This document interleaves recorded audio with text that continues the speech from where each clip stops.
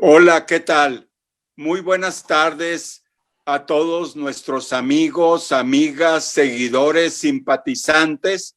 Y es un honor el día de hoy presentarles en ausencia de nuestro presidente Kino Mikiray este cuarto conversatorio mesoamericano, ahora con el tema de el futuro de la reforma migratoria en Estados Unidos y el significado que esto tiene para la gran cantidad de mexicanos y latinoamericanos que requieren un ajuste migratorio, una residencia legal.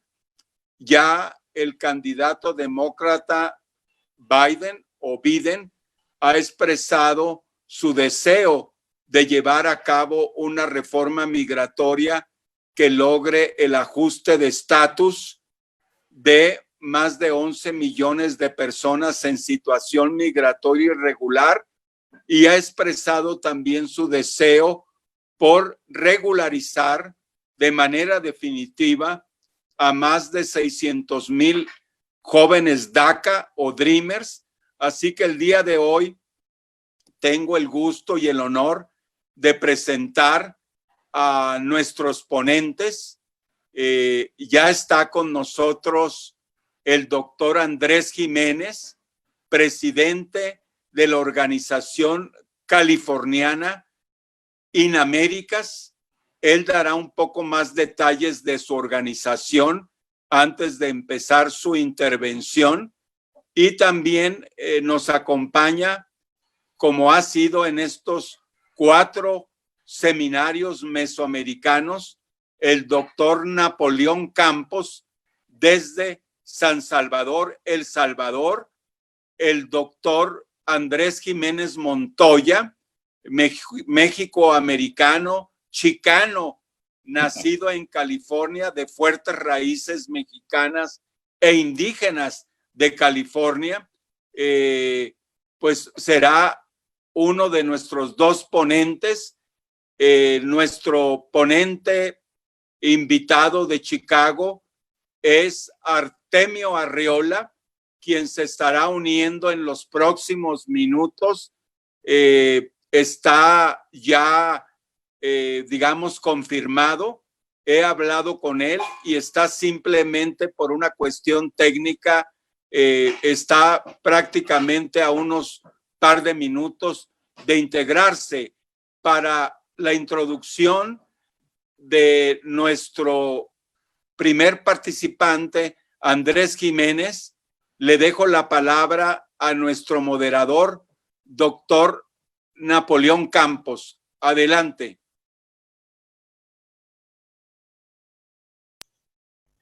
Muy buenas tardes, Bernardo.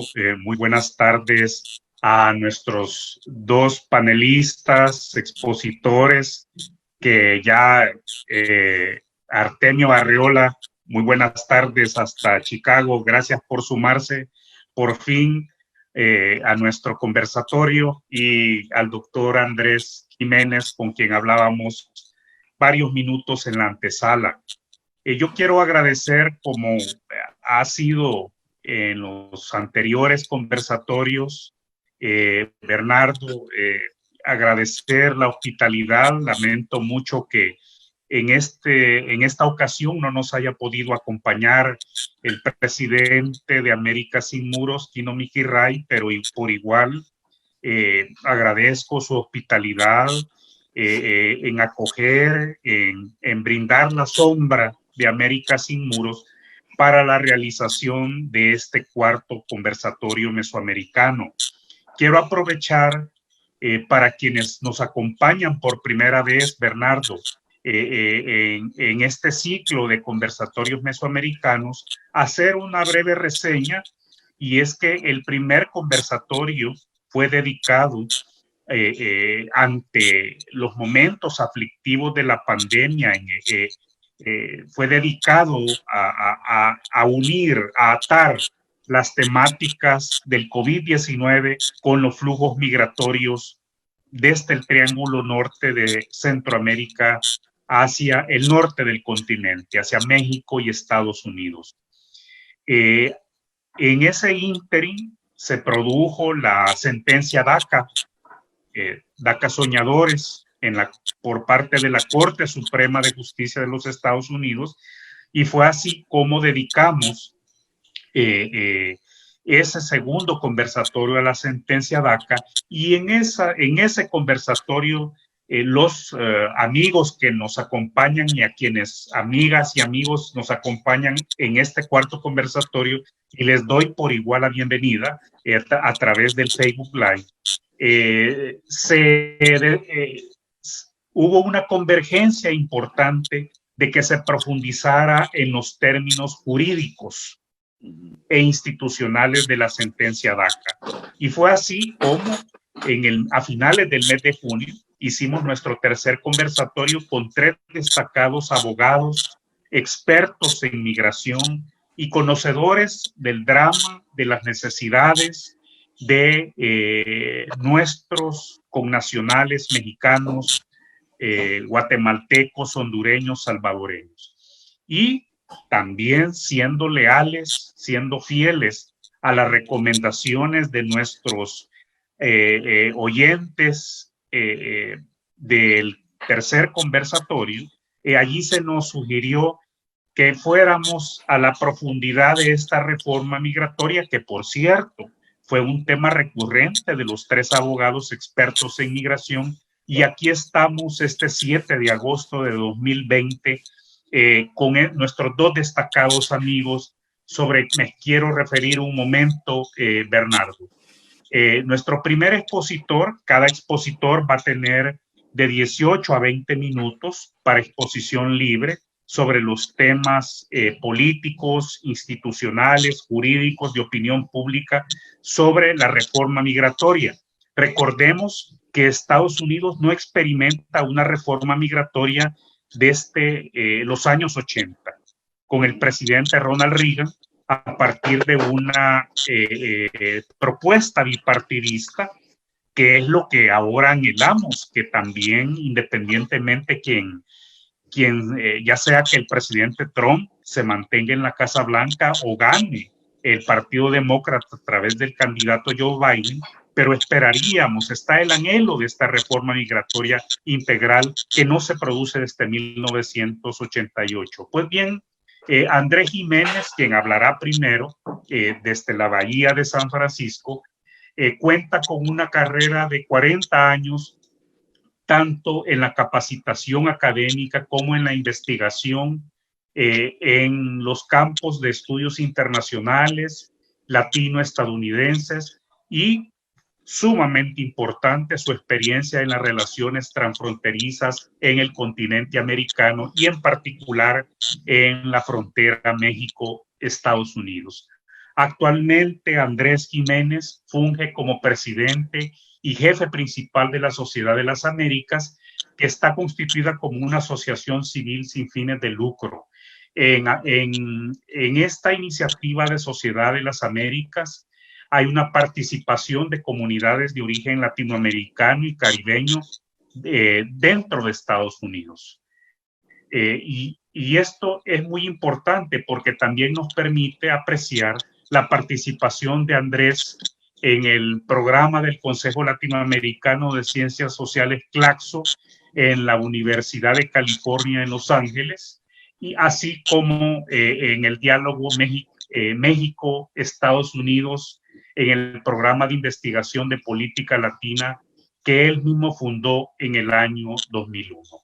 Y como último importante antecedente es que Andrés Jiménez igualmente cofundó la Iniciativa de Salud California-México, que se transformó con el paso del tiempo en la Iniciativa de Salud de las Américas.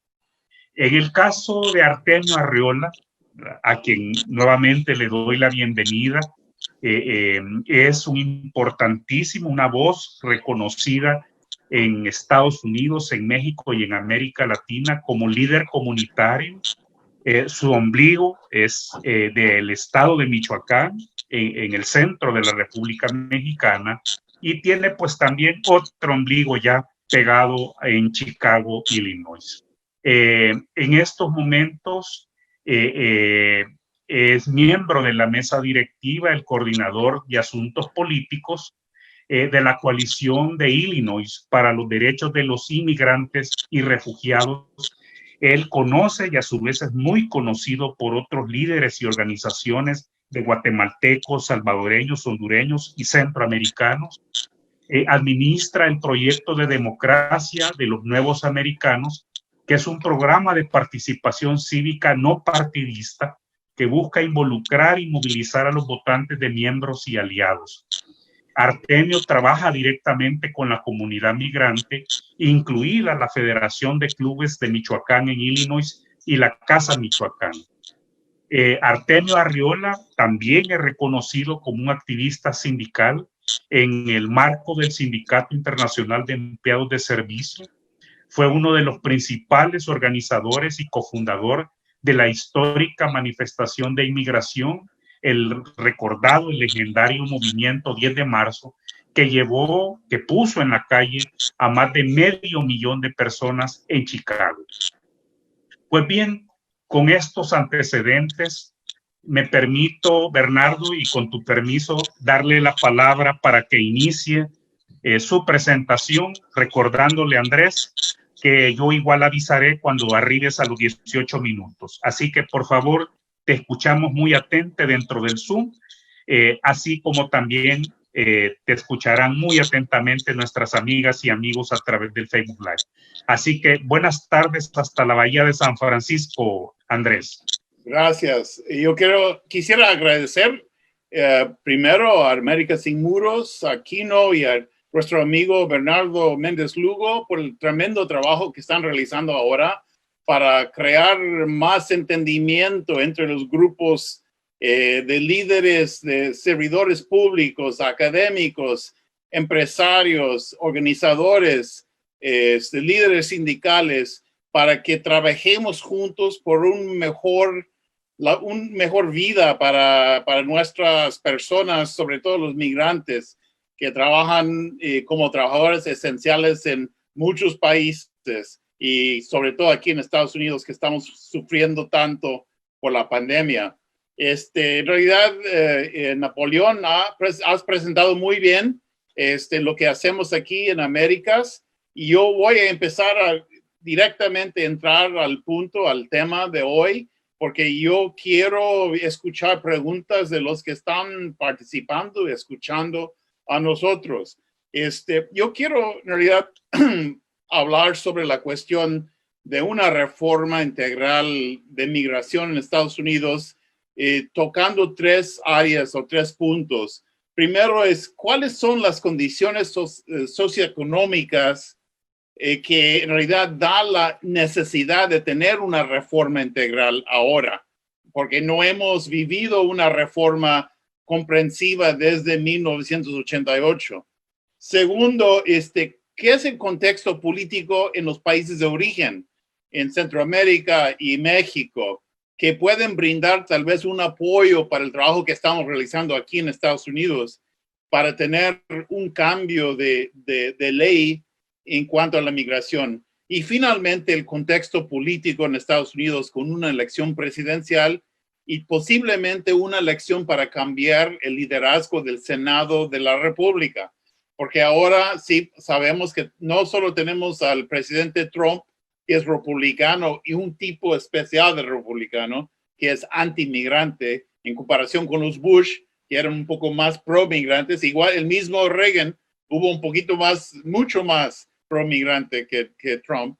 Y también el problema que tenemos para la reforma es que los republicanos tienen la mayoría en el Senado, liderado por Mitch McConnell, que no tiene ningún interés en una reforma migratoria. Entonces, la elección presidencial estadounidense no solo es presidencial, sino también para el liderazgo del Congreso, pero vamos a entrar ahí al ratito. Primero, quiero conversar muy brevemente sobre las condiciones socioeconómicas y las realidades aquí en la tierra con los migrantes en Estados Unidos. Sabemos que contamos con una población en Estados Unidos de más de 10 millones de personas sin documentos. Una grande población que en realidad carece del tipo de apoyo necesario para poder avanzar en la sociedad estadounidense.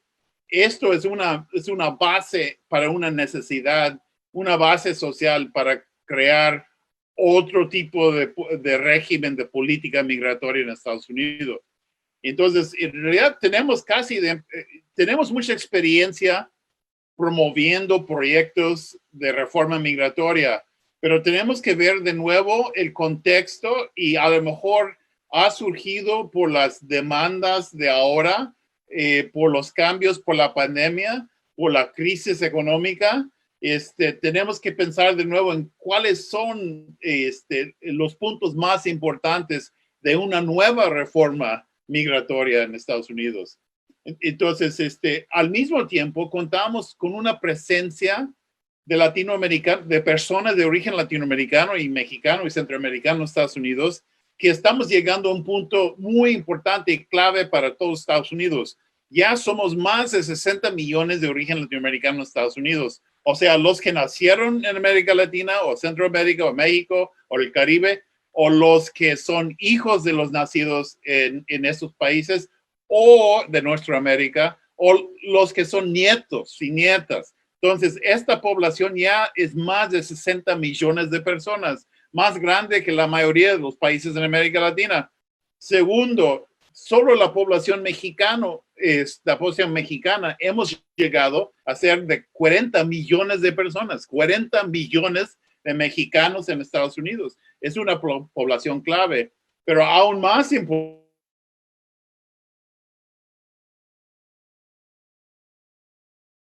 sajones, somos los latinos. En este año, es el primer año que vamos a ser el segundo grupo más grande de votantes en Estados Unidos, ciudadanos estadounidenses de origen latinoamericano que vamos a votar en las elecciones nacionales de noviembre. Entonces, son puntos claves para entender, para poder empezar en cuál puede ser un futuro para una reforma migratoria comprensiva en Estados Unidos. Esos son los puntos.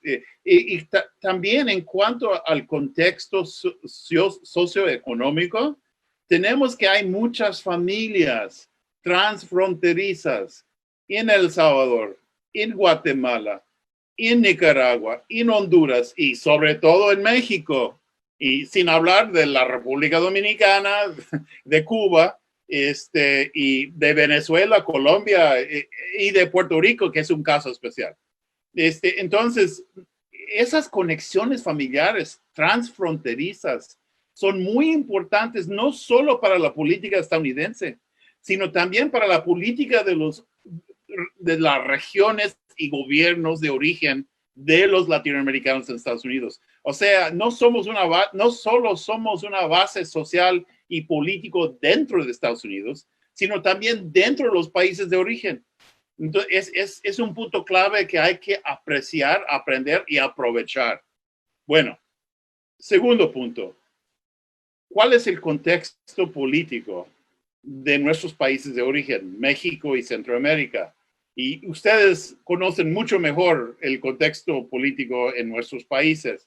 Pero lo que podemos decir para tomar unos puntos. Primero, México recientemente firmó el nuevo tratado de comercio México, Estados Unidos, Canadá. Y ahí México está haciendo un apuesta de seguir trabajando conjuntamente con las economías estadounidenses y canadienses, que tiene mucho sentido en el ámbito de América del Norte. También México tiene relaciones comerciales y sociales muy estrechas con Guatemala, El Salvador, Nicaragua, de América Central, Mesoamérica. Entonces, México tiene una posición muy clave. Y además que México ya tiene un gobierno nuevo en el sentido de que son nuevas fuerzas políticas de Morena.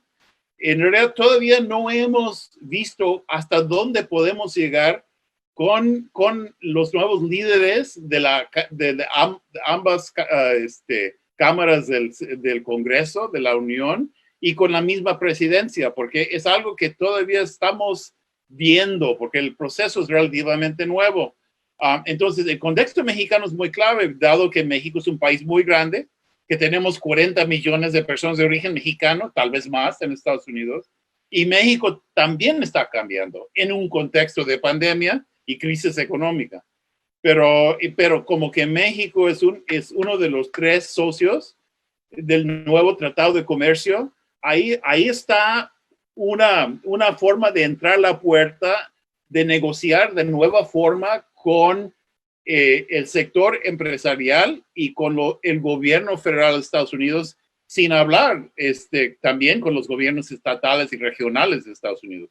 Entonces, este es el contexto que estamos viendo ahora, no solo en México, pero en América Central, en Mesoamérica, con Estados Unidos, y el contexto político de México, Centroamérica y del Caribe es muy importante porque hay bases en los países de origen de crear nuevos puntos de negociación con el gobierno estadounidense, si hay el interés de hacerlo y de no ver la asociación con Estados Unidos o la relación con Estados Unidos con una relación que Estados Unidos manda y nosotros hacemos lo que dice Estados Unidos. No, es una negociación, sobre todo para México. Entonces hay que ver cuál es el camino para que los países de origen pueden ejercer presión sobre el gobierno estadounidense para crear una reforma migratoria más adecuada para el momento, para nuestras circunstancias socioeconómicas y para lo que va a pasar con la renovación económica después de la pandemia. Punto final, contexto político estadounidense. Pues ya hice referencia al hecho de que los latinos estamos jugando un papel muy importante en las elecciones norteamericanas estadounidenses de este año. Vamos a elegir presidente, vamos a elegir senadores, vamos a elegir congresistas y estamos viviendo un momento en Estados Unidos ahora y hay mucha preocupación por la falta de liderazgo federal en cuanto a la pandemia. Ya llevamos 160,000 muertos, casi 5 millones de casos de contagios de pandemia. Tenemos 35 millones de personas sin trabajo. Mucha gente no puede pagar la renta o la hipoteca. Es una situación grave, tanto económica como social como sanitaria.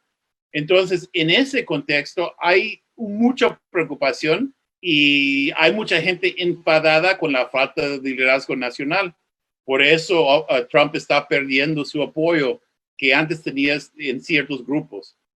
Además, estamos viendo en nuestras poblaciones un interés de participar políticamente y públicamente para proteger nuestros intereses. Yo creo que en este contexto existen muy buenas posibilidades de un cambio de presidente y un cambio en el liderazgo del Senado. Si en realidad la gente llegue a votar en la proporción de nuestra población. Pero también yo quiero enfatizar, a mi punto de vista, en las condiciones actuales no hay posibilidad de una reforma migratoria si McConnell sigue como presidente del Senado y si Trump sigue como presidente de la República. Políticamente no es posible una reforma comprensiva con Trump y con McConnell. Lo que necesitamos para una nueva política de migración es un demócrata liderando el Senado, Chuck Schumer de Nueva York, Nancy Pelosi como presidenta de la Cámara de Representantes y un presidente de la República, Biden, y demócrata. Y aún así vamos a tener que tener apoyo de ciertos republicanos en el Senado para poder avanzar un proyecto de cambio de política migratoria en Estados Unidos. Entonces, eso es lo que veo como el contexto para nuestra conversación de qué vamos a hacer desde este punto en adelante. Yo creo que hay muchos desafíos, hay muchos retos, no hay nada claro. En realidad no hay sobre la mesa una nueva reforma migratoria. Es algo que tenemos que hacer nosotros, sobre todo de personas como Artemio, que tiene mucha experiencia trabajando en la organización de la comunidad. Y es muy importante, nosotros podemos ingerir directamente en la nueva política, pero tenemos que tener una visión de qué hacer.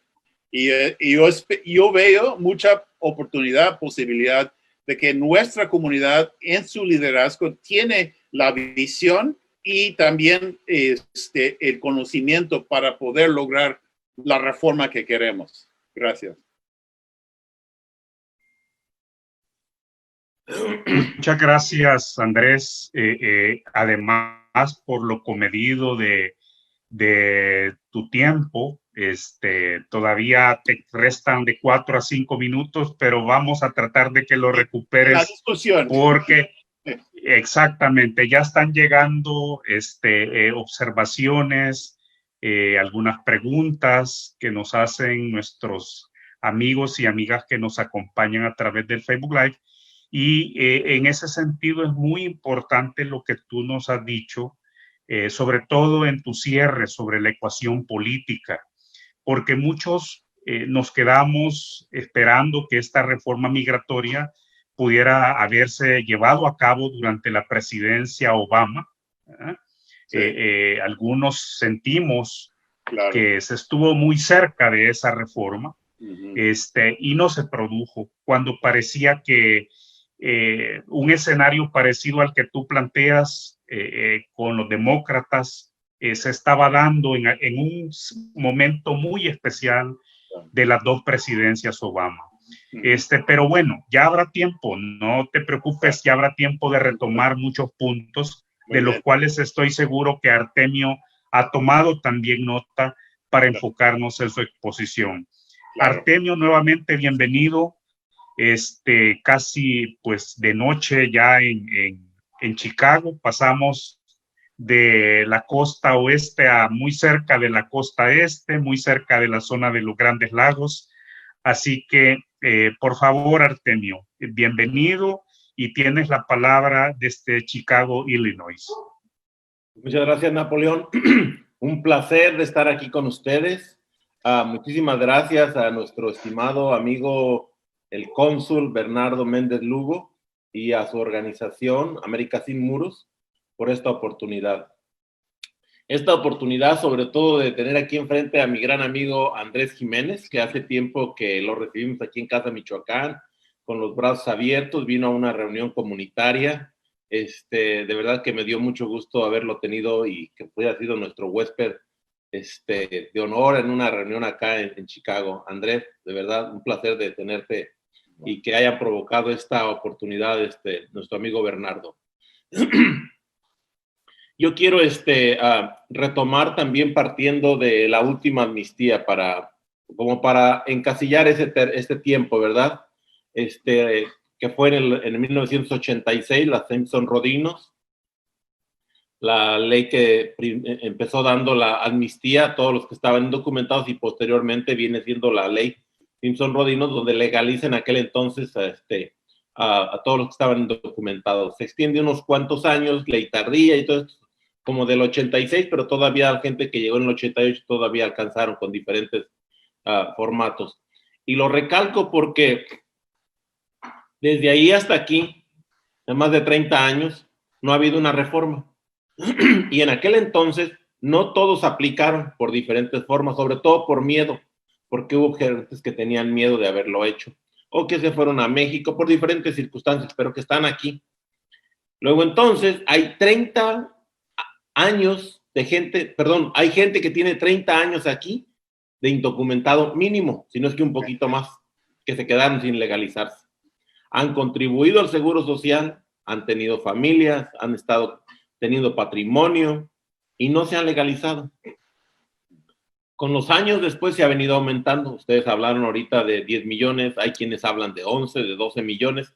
Es bien difícil una cantidad exacta, ¿verdad? Pero son los números que se manejan y que probablemente de esos 11, que no sean ni 10 ni que sean 12, vamos a dejarlo en 11, 6 se estima que puedan ser de origen latinoamericano y unos 4 de origen mexicano, indocumentados. Pero también las cifras de los jóvenes DACA, ahorita, no solo los DACA, perdón, porque los DACA son 800,000, pero cuando Obama lo puso se estimaba que eran 2.4 millones. Y ahorita se estima que hay más de 3 millones de jóvenes. Entonces, volvieron llegando, siguieron. Entonces, es bien difícil llegar a compaginar esas cifras.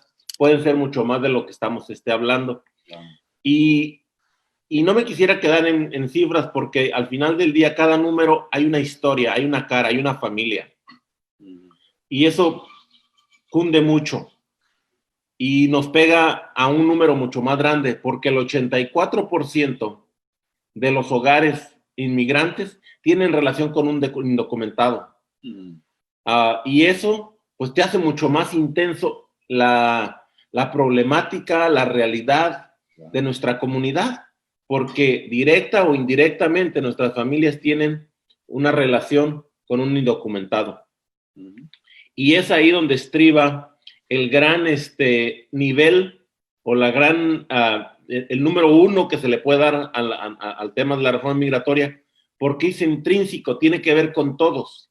Y ni siquiera es el número uno, yo lo llamo como la columna vertebral, porque para hablar de educación tenemos que hablar de migración, para hablar de economía hablamos de migración, para hablar de salud, de vivienda, todos los temas están vinculados. Entonces, como una columna vertebral donde todos son el tema 1, 2, 3, 4, porque nuestra comunidad tiene los mismos problemas y realidades que el público en general. Igual que todos le decimos, ¿qué es tu primero?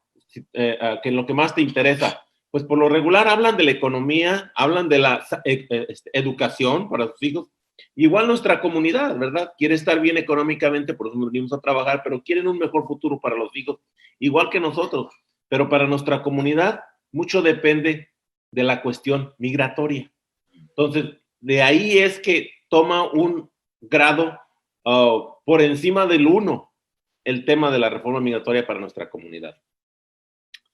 Ahora, partiendo del 86, efectivamente, no ha habido una reforma que nos ayude o que nos traiga, porque sí ha habido reformas y todo lo malo que se ha planteado nos lo han ido metiendo poco a poco, pero sí ha habido reformas.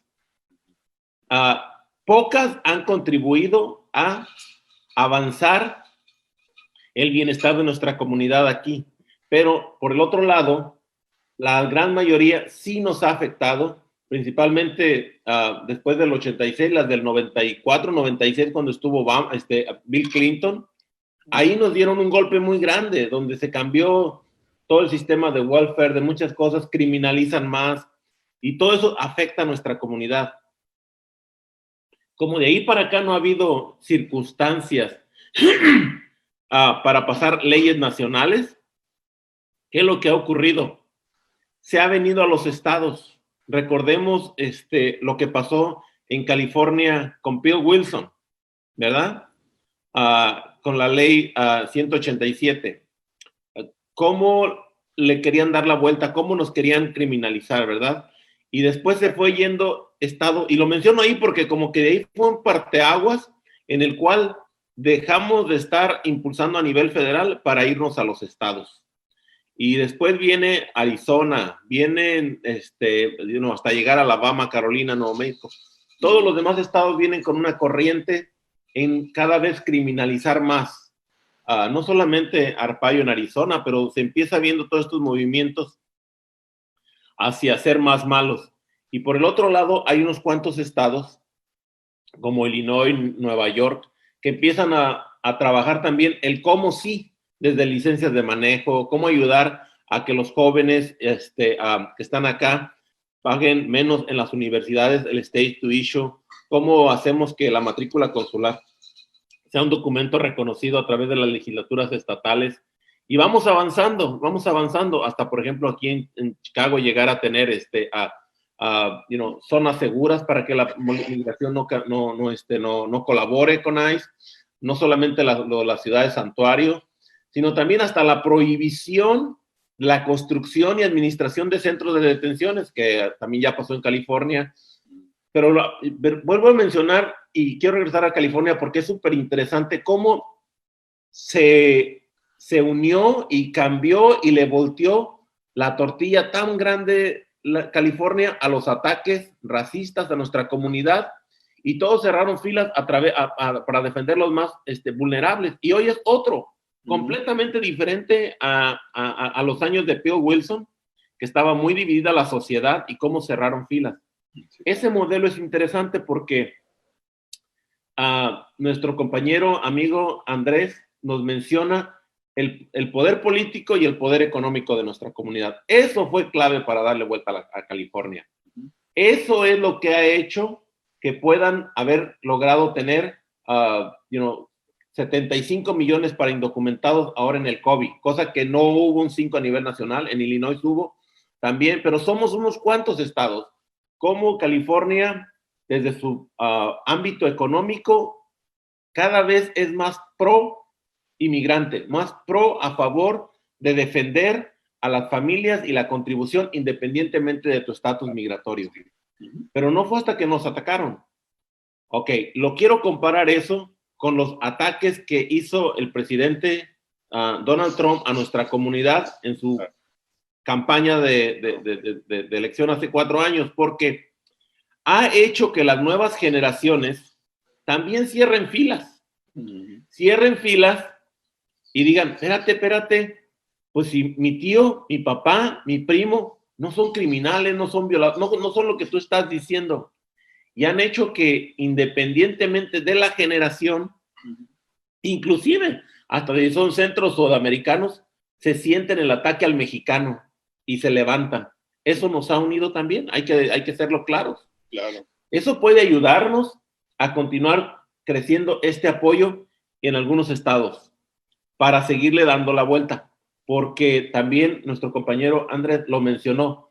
En este momento no hay las condiciones para una reforma positiva, ¿verdad? Pero siempre ha estado ahí. Ok, el tema migratorio, cada legislatura hay iniciativas de ley que quieren criminalizarnos y algunas que quieren darnos un poco, porque no hay ninguna que quiera traer todo.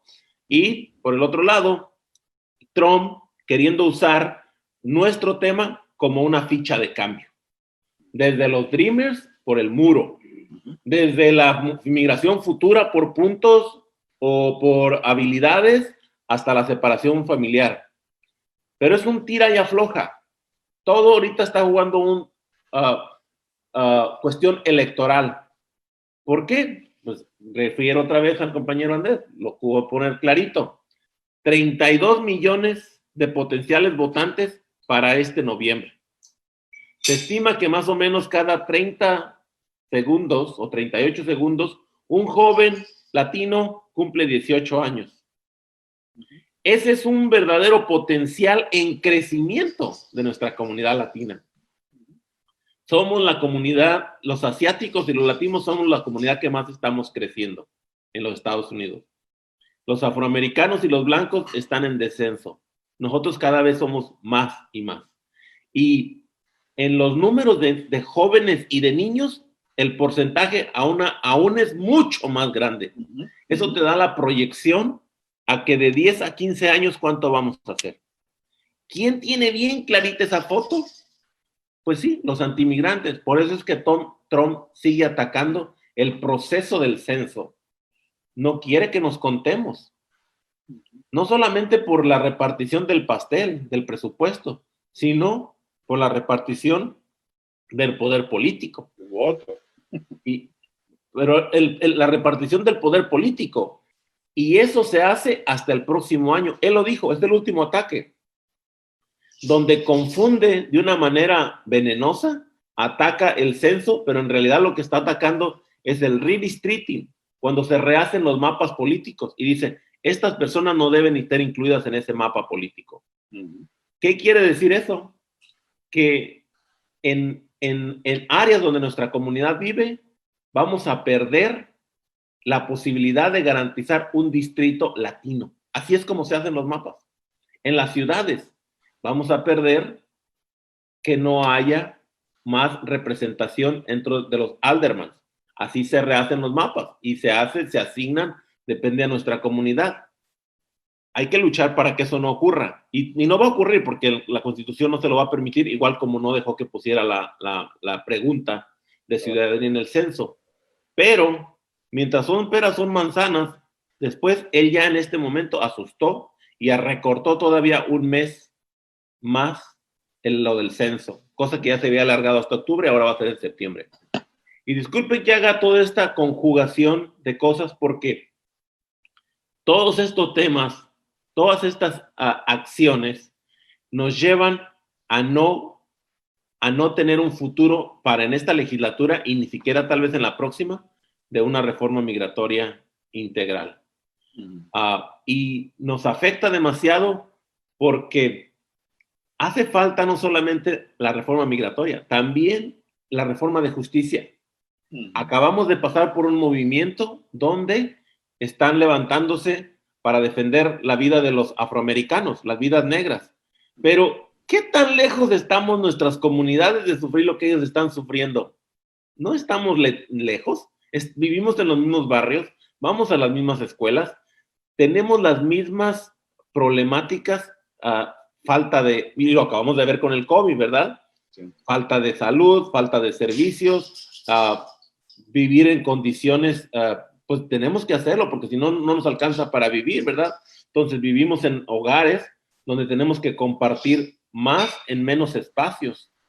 Y todo eso es también por el sistema de desigualdad que no ha invertido en nuestras comunidades. Creo que hay que hablar claro qué está haciendo, porque esto nos lleva hacia el futuro. Y, por ejemplo, en este momento, hoy, si no es que no sé cuándo van a votar el HEROES Act, hoy se tiene que votar, ya la pasó el Congreso, el Senado lo estaría votando, yo creo que es ayer o hoy, en el cual queremos que haya más dinero y que se otorgara para todos. No sé, el Congreso, en la Casa lo pasó, vamos a ver cuál pasa la versión del Senado.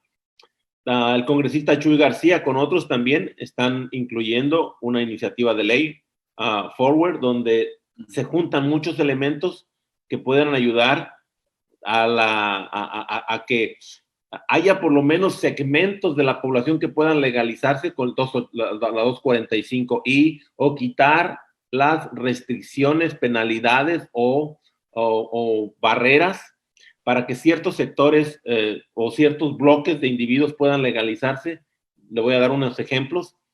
Si tú estás casado con un ciudadano y ya tienes la oportunidad de legalizarte, no lo haces porque tienes una penalidad de 3 a 10 años saliendo del país, entonces muchos no lo hacen.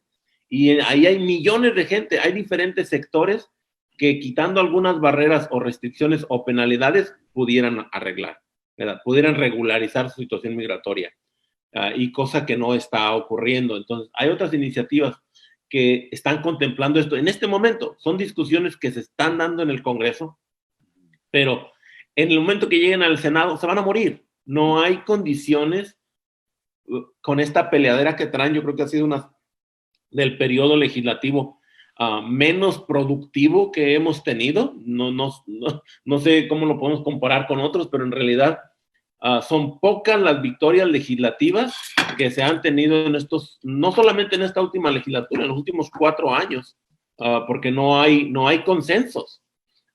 Y si hubiera algo que saliese como reforma, yo creo que sería un platillo que nadie se lo quisiera comer. Mejor que no salga nada.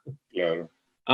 El bill que también está ahí y que los jóvenes están impulsando y que ahora dijimos, bueno, ya que el Trump quiere volver a matar DACA, vamos a pasar el Dream Act.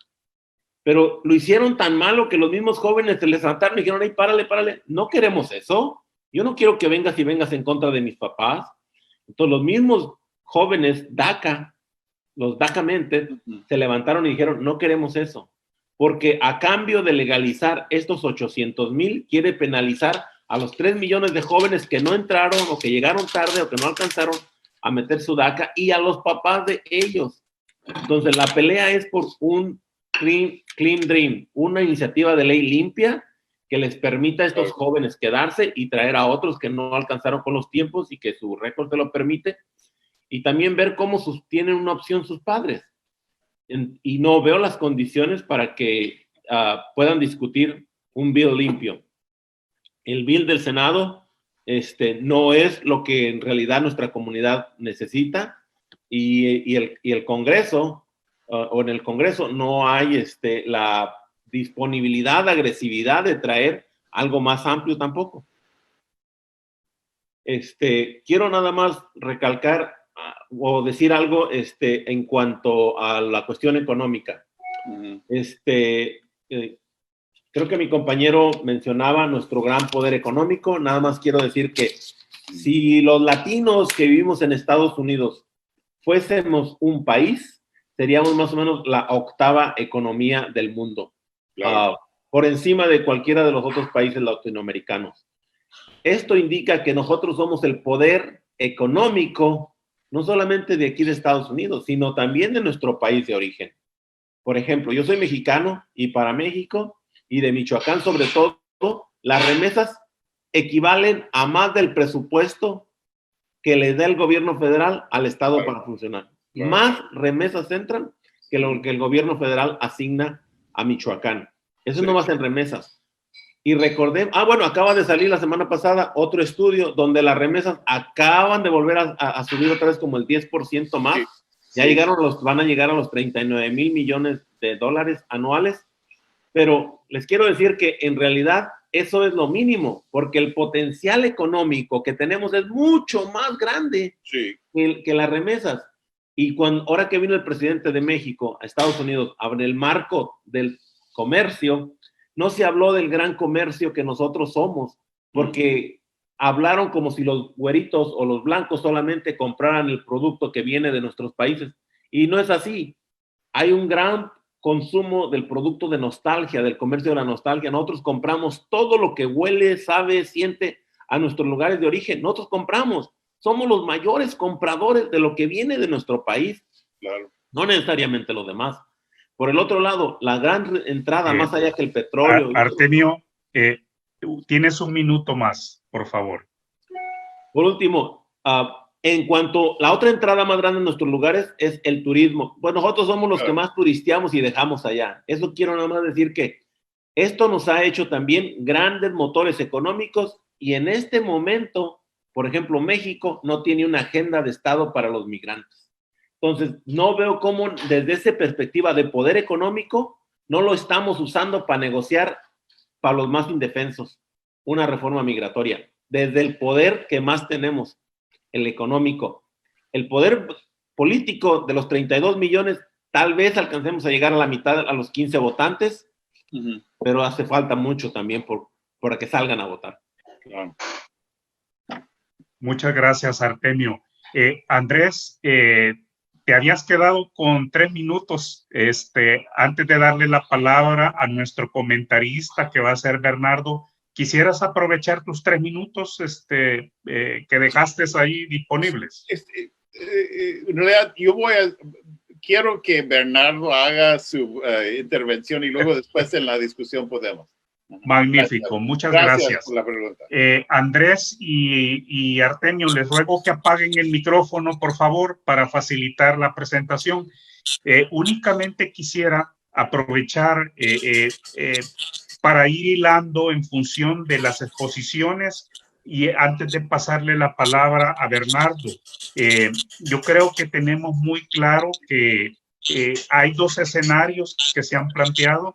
Un escenario presentado por Andrés que podría ser eventualmente factible desde el ángulo político, una reforma migratoria integral, y Artemio que sí nos plantea que se podría necesitar mucho más tiempo dado lo que ha sucedido los últimos 20 y tantos años desde la reforma del 88, las 3 décadas, perdón, ya desde el 88. Yo quisiera únicamente puntualizar desde los intereses, sobre todo de los países del Triángulo Norte de Centroamérica, en la línea de lo que han expuesto, de que pudieran haber sectores o grupos muy identificados, lo que técnicamente se llama contingentes migratorios, y que además del DACA están, ustedes lo saben, los contingentes TPS, ¿verdad?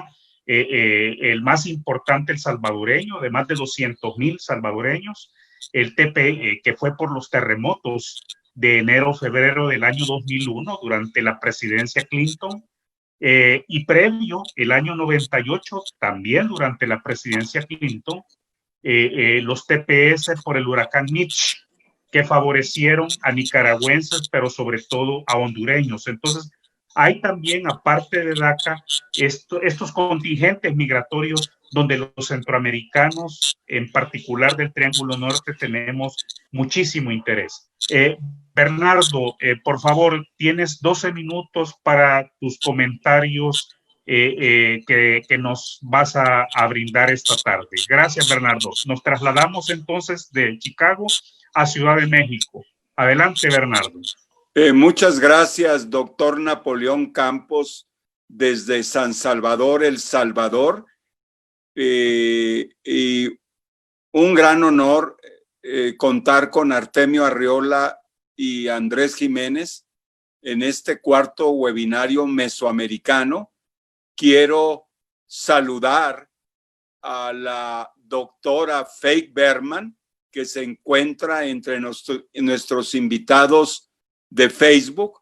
La doctora Berman, mexicana radicada en Nueva York, es autora del libro Mexamérica, donde hace una radiografía de todas las comunidades latinas, hispanas, mexicoamericanas, y describe en su libro el liderazgo de los diferentes grupos que también ha trazado magistralmente Artemio Arriola, ese mapa de situaciones regionales y de la situación de familias migrantes, esta interrelación de los diferentes estados y estatus migratorios, con una anotación muy importante: el 84% de las familias latinas o hispanas tienen algún vínculo con un familiar,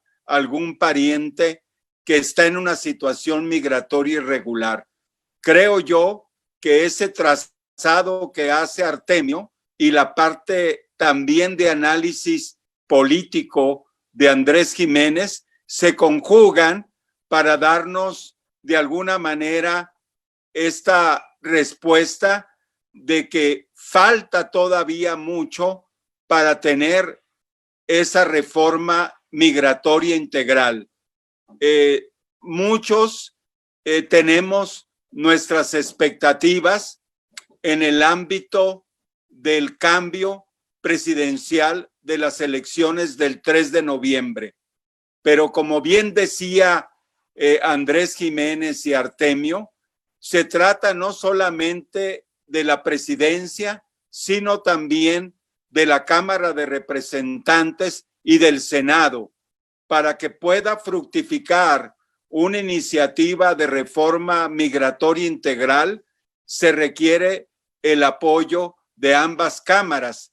Ya en su programa de campaña, el candidato Biden ha presentado 10 puntos y ha señalado la necesidad de una regularización migratoria de este número que se maneja como de 11 millones de personas en situación migratoria irregular, recordando que no solamente pues son latinos o personas mexicanas, sino hay de muchas nacionalidades, de China, de la India, de Filipinas, de muchos países del mundo, de África, personas que serían beneficiadas con esta reforma migratoria integral. Hay un punto de singular importancia que señaló Artemio Arriola, que es el tema de la vulnerabilidad de las familias latinas, de las familias mexicanas con el ámbito de la pandemia. Nosotros en América Sin Muros, simplemente por un análisis de carácter porcentual, de esos 160,000 fallecidos en Estados Unidos, aunque no ha habido datos específicos de los fallecidos latinos, por una simple operación de porcentajes, creemos que es bastante probable que la cifra de latinos fallecidos se acerque a 20,000 personas. porque además hay una alta vulnerabilidad, como decía Artemio, por los espacios de hacinamiento de familias latinas y también por la falta de apoyos, de que la incidencia y ya los institutos de salud y los centros de salud, de control de salud en Estados Unidos, pues han señalado que la incidencia de contagio es 3 veces mayor en la población latina, obviamente, que en la población indocumentada. Es un índice de esa naturaleza, así que muy probablemente de la cantidad que se han reportado de fallecidos a la red consular mexicana, que estamos hablando de acuerdo con las cifras de la Cancillería y del propio canciller Ebrard, de aproximadamente 2,000 personas que están en estos conteos de la red consular. Es bastante probable que en este momento sea más de 4,000 fallecidos, es decir, el reporte muy probablemente sea del 50%. Nos han señalado líderes comunitarios de Chicago, de Atlanta, de San Francisco, de que muchas personas pues no reportan a sus fallecidos a la red consular. Y por otra parte, el fotoperiodista David Bacon de California ha señalado que también de los 3,5 millones de jornaleros agrícolas, la mitad son personas indocumentadas. Así que hay también una incidencia importante. Si vemos también la alta incidencia en ciudades donde vive población indocumentada y mexicana, como Los Ángeles, el sur de Texas, Arizona, obviamente que esa incidencia que de 160,000, un poco más del 10%, el 12%, estaríamos, reitero, hablando de 20,000 fallecidos de origen latino, de los cuales de origen mexicano, contando 65% de la población latina como de origen mexicano, estaríamos hablando pues fácilmente entre 12,000 y 14,000 personas de origen mexicano. Así que eso es muy delicado. La ofensiva también del presidente Trump para tratar de limitar el conteo censal de personas indocumentadas, que obviamente por ley no puede prosperar esa ofensiva, pues son aspectos que tenemos que pues estar muy presentes. Y para seguir el tema que ya nos había manifestado Artemio, es muy importante que los gobiernos de Latinoamérica, ya el doctor Campos había manifestado que cuando se dio lo de la decisión de la Suprema Corte, algunos países de Latinoamérica no hicieron ninguna manifestación al respecto.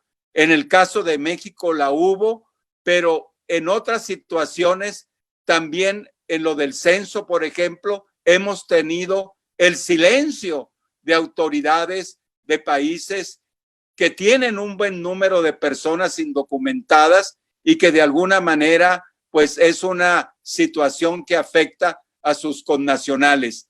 ¿Cuánto tiempo me queda, doctor Campos? Ok, voy a concluir. 3 minutos, Bernardo, perdón. Ok, muchas gracias. Voy a concluir señalando de que se tiene que alinear con el cambio de lo que es la mayoría. Tendría que ser una mayoría, y como bien decía el doctor Jiménez, una mayoría donde también los miembros del Congreso del Partido Republicano, pues haya una coalición bipartidista para apoyar la reforma migratoria. es muy importante que los países y los gobiernos latinoamericanos también incidan en la situación política y que de alguna manera se preparen para un escenario de un triunfo demócrata en los Estados Unidos. Creo yo que algunos países le han apostado a la reelección de Trump. En algunos casos, partidos y gobiernos que los hemos pensado desde su triunfo como partidos y gobiernos progresistas, por una cuestión pragmática, no lo dicen abiertamente, le han seguido apostando a la reelección de Trump.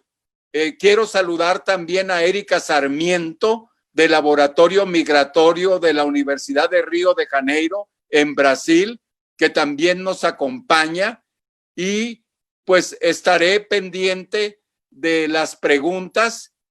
Por ahí creo que las ha venido reuniendo nuestra compañera Baeza, Liliana Baeza, y pues dejo la palabra para que complete su comentario Andrés Jiménez. Adelante, Napoleón. Cómo no, muchas gracias, Bernardo. Vamos entonces a entrar, amigos y amigas y miembros del panel, a la etapa final de este cuarto conversatorio mesoamericano. Tengo un saludo muy especial de miembros de la comunidad de salvadoreños en Australia. Ya pues es día sábado en la costa, en toda Australia. Ya están por allá levantándose día sábado y nos mandan un cordial saludo. Quiero recapitular, como muy bien decía Bernardo, ya hemos reunido varias inquietudes, inclusive la última de nuestra colega brasileña, a quien apreciamos mucho y a quien le hemos colaborado también con varias de sus conversatorios, de sus diálogos, de sus charlas. Con mucho cariño el saludo a Erika y gracias por estar con nosotros. Pero ella también dejaba una inquietud, que casi no hablamos de los brasileños, que también son una comunidad cada vez más visible latina en los Estados Unidos. Pero bueno, quiero trasladarles para que también Andrés, quien tiene guardaditos unos minutos allí de su exposición, podamos enfocar unos temas, yo diría, transversales que nos han planteado. Sobre todo a propósito de lo que Artemio nos decía. Artemio, cuando tú nos señalabas de que hablar de migración en los Estados Unidos es hablar de una columna vertebral en estos momentos de la sociedad estadounidense. Y yo recuerdo muy bien cómo cuando se dio la iniciativa, que primero fue Simpson Mazzoli y concluyó en Simpson Rodino, su servidor estaba en Ciudad de México, fueron los años 80, y recuerdo que viví en carne propia esa expectativa por la reforma migratoria de aquel momento. Y por ello nos están solicitando que atendamos y que dediquemos un par de minutos a cuestionarnos el por qué no se ha logrado, tanto desde el enfoque político como desde el enfoque jurídico en Estados Unidos, un debate a fondo sobre los migrantes, sobre los trabajadores migratorios, sobre los sin papeles, desde el enfoque de los derechos humanos. Creo yo que sobre todo porque en América Latina, y creo que nuestros amigos participantes que nos han dejado esta inquietud, para nosotros desde América Latina nos es ya relativamente fácil hablar quizás por primera vez en nuestra historia de democracia, de derechos humanos. Y nos preguntan por qué en Estados Unidos no cuaja un debate a fondo de que lo que se están violando son derechos humanos. Entonces nos piden dedicar unos minutitos a ello. El segundo gran tema donde convergen varios de nuestros amigos participantes es que nos preguntan, bueno, ¿pudieran por favor ir al detalle de cuáles pueden ser, pensando en el escenario más optimista para una reforma migratoria integral que aquí se ha discutido, hasta estos comentarios muy valiosos de Bernardo, cuáles pueden ser los puntos específicos de una nueva reforma migratoria integral? Es más, nos los han puesto al revés, ¿verdad? Para hablarse de una reforma integral en estos momentos en los Estados Unidos, ¿qué no puede quedarse fuera de una nueva ley del Congreso en la materia? Y finalmente, ha llamado muchísimo la atención, Artemio, y sobre todo porque en estos días de pandemia se enfocó nuestra atención sobre las manifestaciones en la calle tras el asesinato del ciudadano desarmado en Minneapolis, George Floyd, cuando tú decías, bueno, es que hay un trasfondo de que tras una reforma migratoria integral hay también una necesidad de una reforma de justicia en los Estados Unidos. Sí. Entonces, nos piden que por favor dediquemos también un par de minutos a ello. Así que en el orden del conversatorio, yo le paso la palabra de 4 a 5 minutos a Andrés para que haga sus comentarios finales de cierre, tomando en cuenta estas observaciones que he recopilado. Por favor, Andrés, tienes la palabra. Gracias. Y volvemos a la Bahía de San Francisco. Gracias, doctor Campos. Primero, una respuesta importante a la cuestión de derechos humanos es que la tradición en Estados Unidos es hablar primero de los derechos civiles, porque el gran movimiento de derechos humanos de los 50 y 60 fue el movimiento de los afro-norteamericanos en contra del racismo sistémico de Estados Unidos. Pero ahí cabe otro punto. No solo el racismo ha afectado, y Artemio ha hablado de eso, no solo ha afectado a los afro-norteamericanos, sino también sobre todo los mexicanos radicados en Estados Unidos, aún nosotros que tenemos familias aquí desde antes de la invasión norteamericana de México en el siglo XIX. Así es la historia.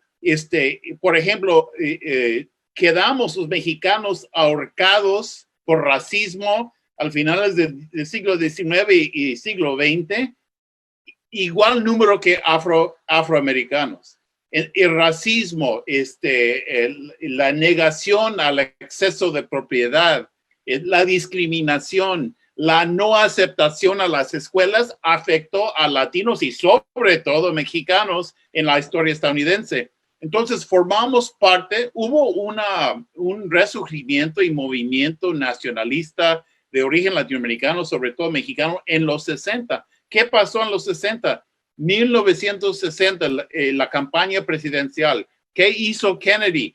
Creó clubes de apoyo en la comunidad mexicano-estadounidense, que creó expectativas que nosotros íbamos a participar ya en el diálogo nacional.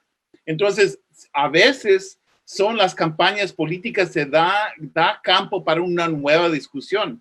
Yo veo que en la campaña de 2020 es como 1960, pero el cambio es que nosotros somos más grandes como población y ahora está sobre la mesa, no sobre la cuestión migratoria, sino también la cuestión de racismo sistemático en Estados Unidos. Entonces, cuando hablamos de derechos civiles, también estamos hablando de derechos humanos. Nada más es que el lenguaje político estadounidense es distinto al resto del mundo debido a las condiciones específicas de la sociedad estadounidense. Entonces, la respuesta es que no necesariamente estamos hablando de derechos civiles dentro del marco de derechos humanos, pero sí hay una coincidencia de intereses y de planteamientos en contra del racismo sistemático y a favor de los derechos humanos. Una respuesta breve a ese punto. Entonces, también a la cuestión de la política migratoria. En el pensamiento político estadounidense de las mayorías anglosajones, hay la percepción de que Estados Unidos tiene derecho de decidir quiénes van a admitir al país. Y en general, debido a nuestras condiciones de racismo, la gente no quiere asiáticos. Los anglosajones tradicionalmente no quisieron chinos, ni filipinos, ni mexicanos, ni afrodescendientes. O sea, la política migratoria es contra los países de Asia, América Latina y África. Entonces, ahí también hay una cuestión de que hay una parte de la población votante que no quiere que llegue más gente de los países de donde venimos nosotros. Y es parte del discurso político estadounidense. Entonces, ellos pueden decir, oh, estamos a favor de los derechos humanos, nada más no queremos que gente de África llegue aquí. O sea, una persona puede decir que está a favor de derechos humanos, pero no quiere que entre africanos. O sea, entonces hay una discusión sobre inmigración que es un poco complicado aquí en Estados Unidos. Finalmente, quise decir muy brevemente en respuesta en parte a los buenos planteamientos de Artemio, es que yo creo que al nivel nacional, Trump es como era Pete Wilson de California. Trump ha despertado una conciencia en la comunidad migrante y latino y africano ya también, que nosotros no vamos a aguantar más abuso de políticos. Entonces, al nivel nacional, estamos viviendo lo que vivimos en California en los 90 con Pete Wilson. Y aquí hay una gran oportunidad para la participación política de latinos en Estados Unidos, no solo como votantes, sino también como personas interesadas en la vida pública, aunque fueran ciudadanos o no. Y finalmente, también hay otro asunto. Si nosotros, los latinoamericanos, los mexicanos, centroamericanos, participamos en la elección de una forma muy contundente, el equipo de Biden y los demócratas que ganan el Senado van a deber algo a nosotros, porque nosotros vamos a ser responsables para su victoria. Entonces va a haber una gran oportunidad para nosotros ingerir en la formulación de políticas públicas en Estados Unidos. Sí. De acuerdo.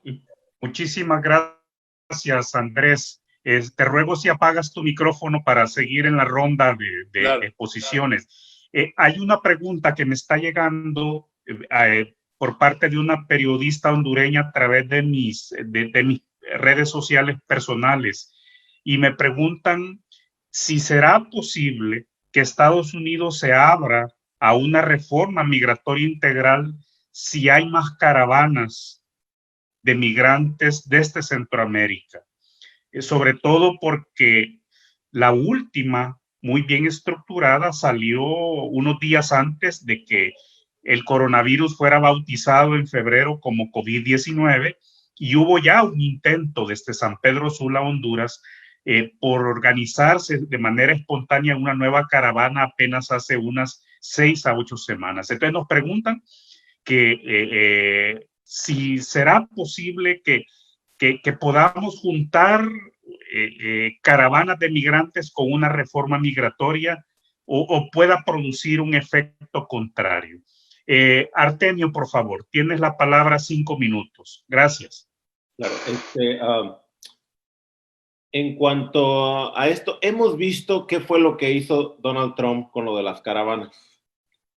Las capitalizó, las usó, las manipuló para asustar a la ciudadanía y decir, miren ese montón de gente, pues eso es todos los días, así como los ven ahorita, eso ocurre todos los días. Por eso es importante que me den los millones que quiero para el muro, pero no solamente para el muro. La agencia del Homeland Security, ICE, tiene más presupuesto que todas las agencias federales combinadas, la DEA, la CIA, el FBI, todas las agencias federales, menos que el ejército, menos que la armada, pero todas las agencias federales, ICE tiene más que todas combinadas.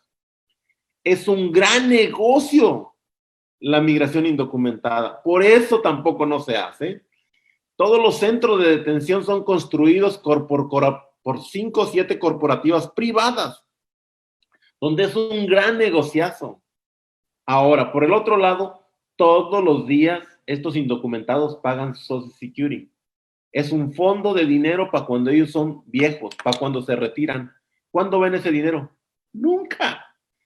Y cada año el Social Security dice, hay trillones de dólares que no sé de quién son, ahí están. Y está quebrado el Social Security. Imagínense que no hubiera ese dineral que lo está sosteniendo, y si lo regularizan y le dicen, ok, pues yo trabajé 20 años con este número, así es que me asumas esto acá. Imaginan el boquete más grande que se va a venir al Social Security. Es cuestión de dinero. Y combino esta respuesta, con lo de las caravanas que me estás diciendo.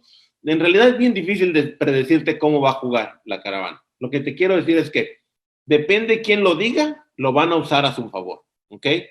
¿Cómo lo usaría Biden y la campaña? Pues no sé, pero en realidad, miren, la caravana, el grupito que viene junto, no es un gran número como que no lo puedan asimilar. El problema de ahí es la percepción y los medios. Fox, cómo envenena a su base. CNN, cómo envenenan, y cómo lo transforman y que crear miedo en los votantes. Ese es el problema más grande.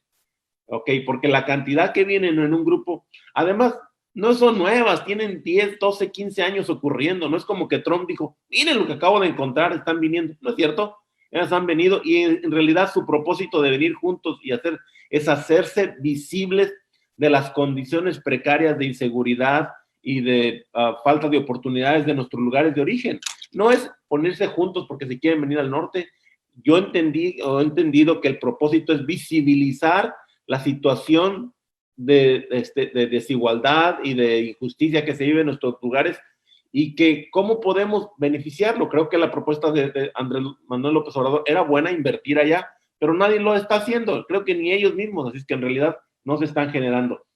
En cuanto a tus 3 preguntas anteriores, si me permites bien rápido, Estados Unidos no ha firmado acuerdos internacionales para los derechos humanos. Entonces, ¿cómo es que podemos entrar por un lugar donde no le importa? O sea, él no ha suscrito ninguna de estas cartas en la ONU, en cualquier lugar, no le importa.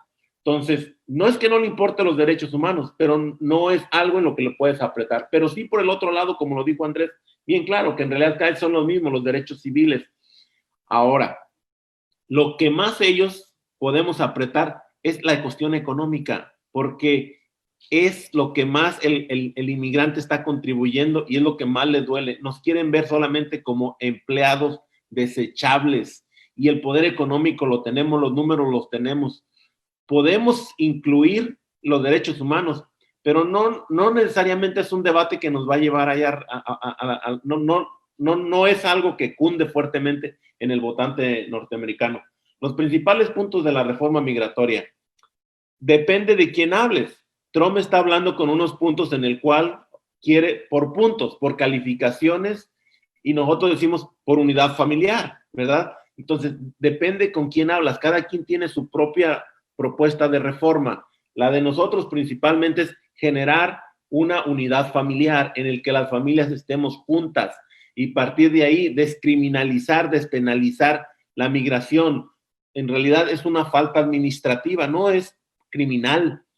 La han criminalizado con las últimas leyes y lo han hecho peor las reentradas, si te vuelven a agarrar, si te vuelves a meter, eso sí es, ya es casi es un delito muy grave el reentrar, es ahí la criminalización, pero en realidad es una falta administrativa el cruzarte de un país a otro sin un papel, sin un permiso, ¿verdad? Y esto lleva también a la reforma de justicia, porque si eres pobre en este país, es muy probable que puedas ser inocente y estar en la cárcel. Lo vemos todos los días. Entonces, hace falta una reforma en la cual el piso esté parejo, no que seamos iguales, sino que esté parejo.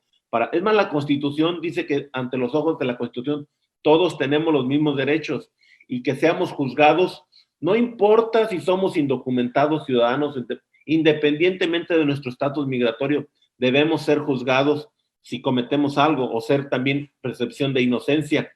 El problema está en que si a ti te agarran como indocumentado, ya la perdiste, porque no importa que seas inocente, al final del día acabas en deportación. Y ahí ya entraste en desventaja total, porque ya no es un piso parejo. Y yo creo que la Constitución, el espíritu de la Constitución es la igualdad de derechos para cada uno de los individuos. Y en este momento nuestro sistema de justicia no está diseñado así. Gracias. Muchísimas gracias, Artemio. Saludos nuevamente hasta Chicago. Bernardo, por favor, tus últimos comentarios.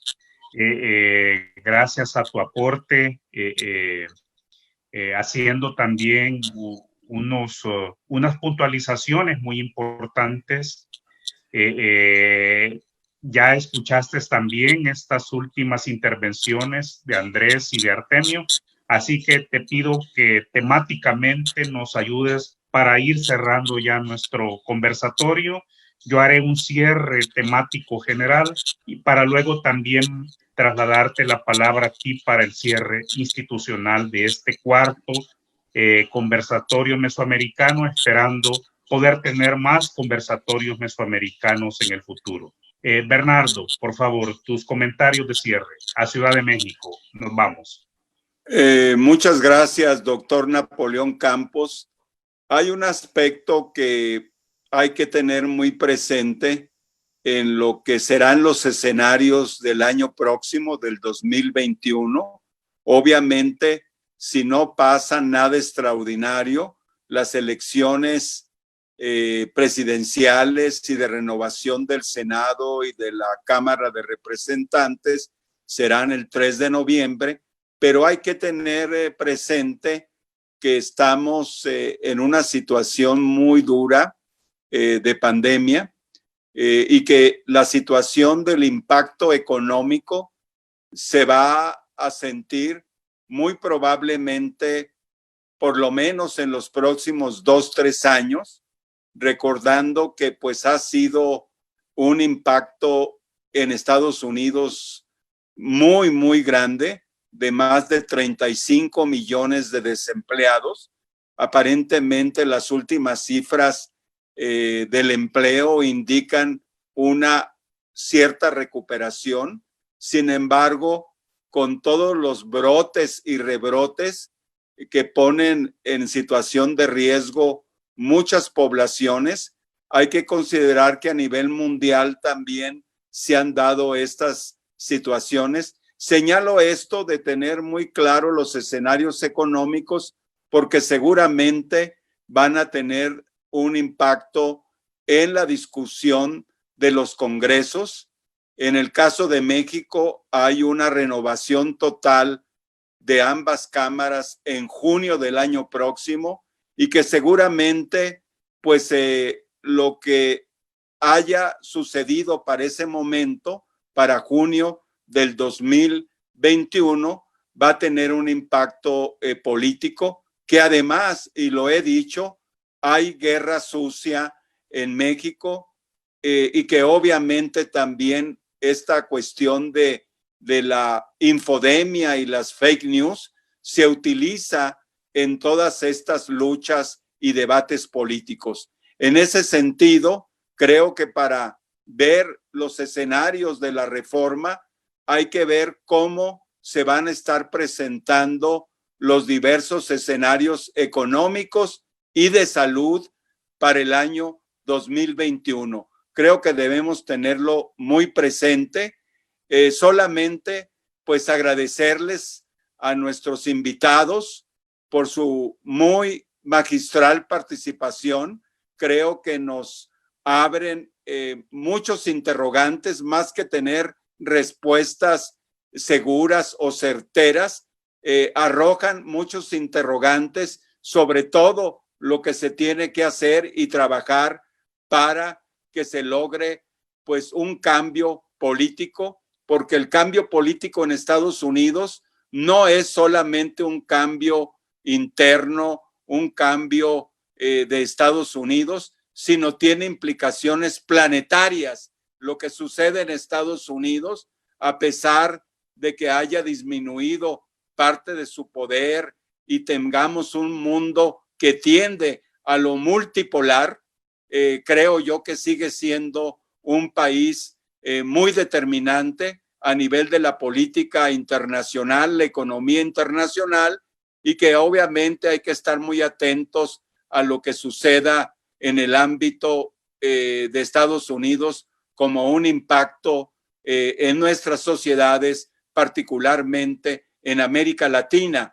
Queremos también manifestar que tenemos webinarios para la próxima semana con recursos informativos para la población migrante en México, Centroamérica y Estados Unidos, con la participación de la Organización Sin Fronteras, y tenemos también otro webinario con Conexión Migrante después de Sin Fronteras y participación de la Comisión de Derechos Humanos de Chiapas, y de esa manera pues tendremos todo el mes de septiembre, lo que resta de agosto, para que estén pendientes todas las personas que nos siguen los jueves a las 6 de la tarde, horario de Ciudad de México.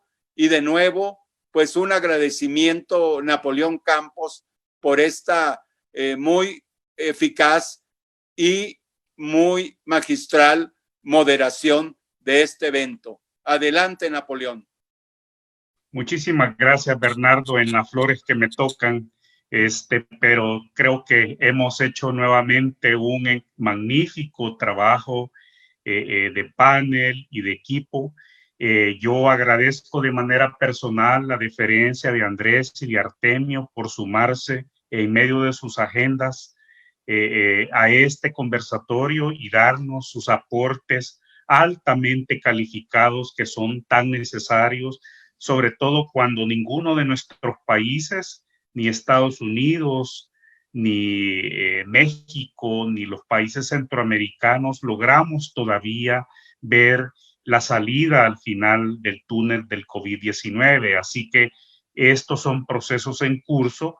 También en El Salvador habrán elecciones legislativas en febrero del próximo año, así que hay escenarios muy cambiantes. República Dominicana recién tuvo elecciones presidenciales, ustedes lo saben como especialistas desde Estados Unidos.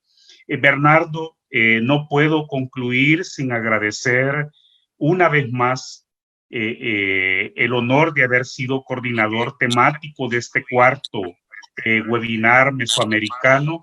Y igualmente agradecer la hospitalidad, la generosidad de la Fundación América Sin Muros por auspiciar, por cobijar, por darle sombra a estos esfuerzos de diálogo, por tratar de construir una Centroamérica mejor, un México mejor, una América mejor. Así que, Bernardo, yo te entrego a ti ya la palabra.